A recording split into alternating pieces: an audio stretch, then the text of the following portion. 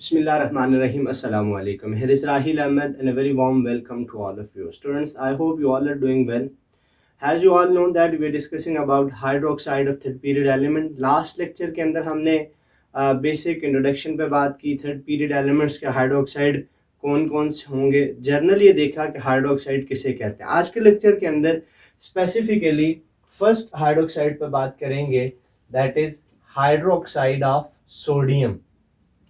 Hydroxide of sodium, sodium third period element में है।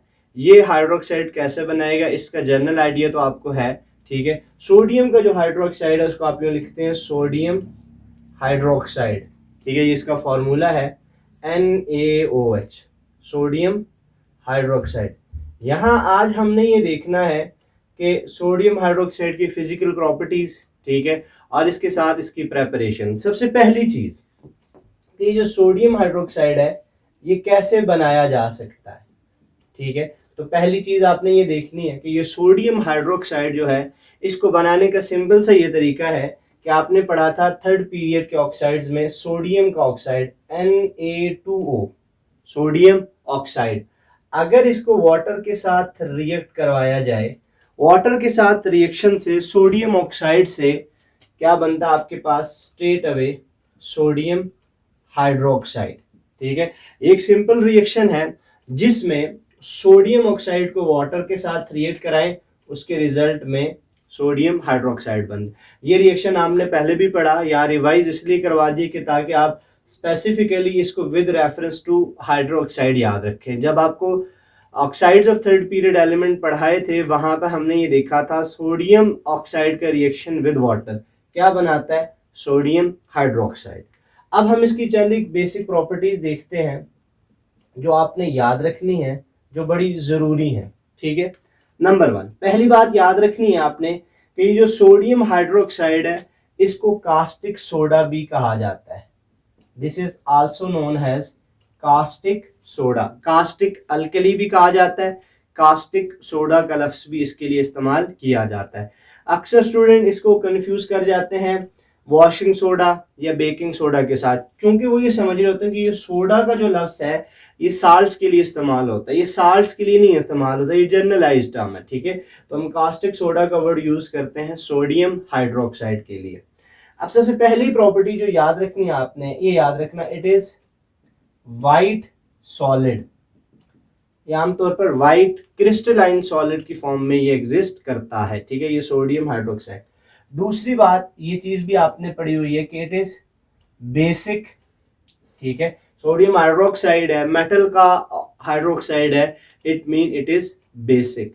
तीसरे नंबर पर जो आपने प्रॉपर्टी याद रखनी है कि ये हाइग्रोस्कोपिक है।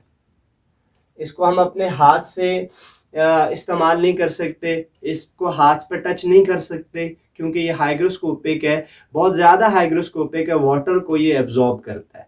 ये तीसरी इसकी इंपॉर्टेंट प्रॉपर्टी है जो आपने याद रखनी है। और चौथी इंपॉर्टेंट प्रॉपर्टी याद रखिए, this is corrosive to skin.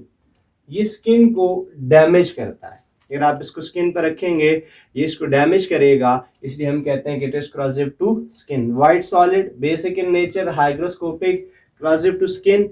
And number 5, soluble in water. ये वाटर के अंदर सॉल्युबल है, ठीक है। अगर आप देखें इसको आप वाटर के अंदर डिसॉल्व करते हैं, सोडियम हाइड्रोक्साइड है, इसको वाटर में डिसॉल्व करते हैं, ये डिसोसिएट हो जाएगा सोडियम आयन और हाइड्रोक्साइड आयन में, sodium ion and hydroxide ion में ये डिसोसिएट हो जाता है। ये चंद एक बेसिक प्रॉपर्टीज हैं जो आपने याद रखनी है सोडियम हाइड्रोक्साइड से रिलेटेड। अब नेक्स्ट हम इस पे बात करेंगे इसके यूजेस इंडस्ट्रीज के अंदर या मुख्तलिफ जगहों पे इसके जो डिफरेंट यूजेस हैं उन पर आपने बात करनी है। लेकिन सबसे पहली चीज याद रखनी है कि जो सोडियम हाइड्रोक्साइड है it is used in soap industry. ये सोप इंडस्ट्री के अंदर यूज होता है। आपको ये बात भी पता होगा कि जितने भी सोप हैं ये क्या होते हैं, basically these are the sodium salts, ठीक है, sodium salts of fatty acids. तो ये बात आपने पढ़ी, सोप इंडस्ट्री के अंदर यूज होता है, ठीक है। पेट्रोलियम इंडस्ट्री के अंदर यूज होता है ये, पेट्रोलियम इंडस्ट्री में ये पेट्रोलियम की रिफाइनिंग के लिए, पेट्रोलियम के अंदर बहुत सारे केमिकल्स होते हैं, ठीक है, तो वहाँ पर ये साल्ट्स फॉर्मेशन के लिए और फिर उन सॉलिड साल्ट्स को वहाँ से सेपरेट करने के लिए सोडियम को यूज़ किया जाता है, ठीक है। तो पेट्रोलियम इंडस्ट्री के अंदर ये यूज़ होता है। रिक्लेमिंग ऑफ रबड़ के लिए यूज़ होता है, रिक्लेमिंग ऑफ रबड़।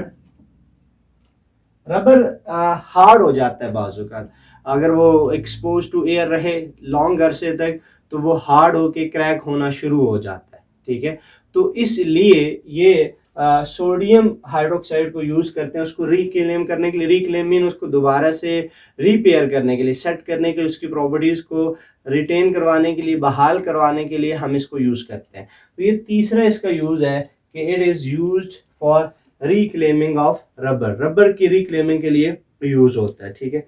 ऐसे ही ये प्लास्टिक इंडस्ट्री में यूज होता है, प्लास्टिक इंडस्ट्री में यूज होता है।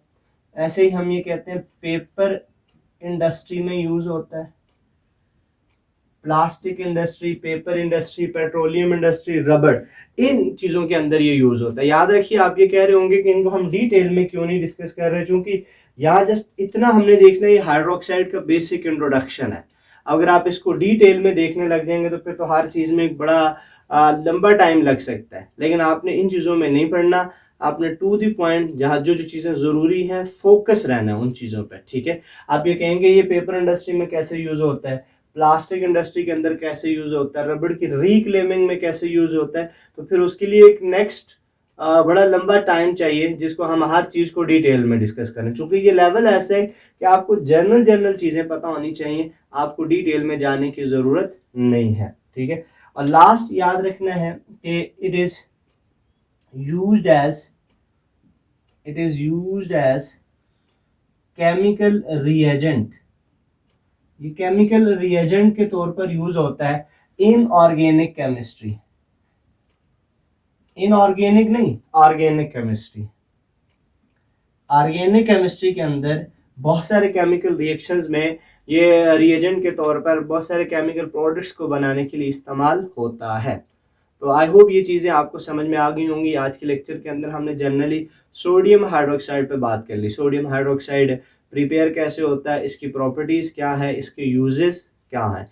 इसके बाद नेक्स्ट लेक्चर के अंदर इंशाल्लाह हम इसके बाद का जो हाइड्रोक्साइड है दैट इज मैग्नीशियम हाइड्रोक्साइड, उस पर बात करेंगे। If you have any confusion regarding this topic, you can mention it comment box. We will see you in another lecture. Till then, thank you very much.